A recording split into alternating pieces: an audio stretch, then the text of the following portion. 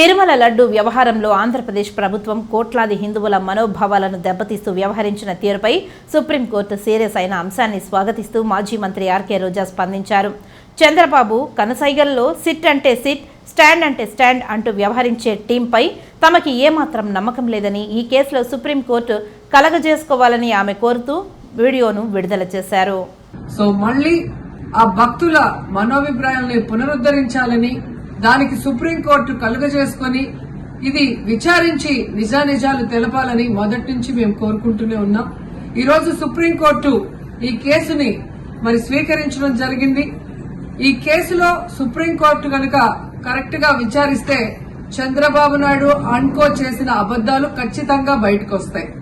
ఎందుకంటే మీరే చూశారు, చంద్రబాబు నాయుడు లాంటి వాళ్ళు ఒక సీఎం స్థాయిలో ఉండి తప్పు జరిగిందా లేదా అని విచారణ చేయకుండా, ఎటువంటి సాక్ష్యాధారాలు లేకుండా కేవలం జగన్మోహన్ రెడ్డి గారిని టార్గెట్ చేయాలి, ఆయన మీద నింద వేయాలి, ఆయన్ని హిందువులకి దూరం చేయాలన్న ఒక దురుద్దేశంతోనే ఈ యొక్క కామెంట్ చేశాడు అనేది స్పష్టం కాబోతుంది.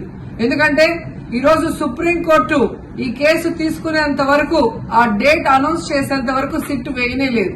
అంటే ఉన్నత స్థాయి విచారణ ఎక్కొట్టాలి, ఉన్నత స్థాయి విచారణ జరిగితే తాను చెప్పిన అబద్దం బయటపడుతుందన్న భయంతో సిట్ ని హడావిడిగా ఏర్పాటు చేయడం మనం అందరం కూడా గమనించాలి. మొదటి నుంచి మాకు సిట్ మీద ఎందుకు నమ్మకం లేదు అంటే, తన పరిధిలో ఉన్న సిట్ ని చంద్రబాబు నాయుడు వేస్తే ఆల్రెడీ తను ఒక జడ్జిమెంట్ ఇచ్చేశాడు కాబట్టి దానికి లోబడే అధికారులు అబద్దాలు మాట్లాడతారు, నిజాలు చెప్పరు.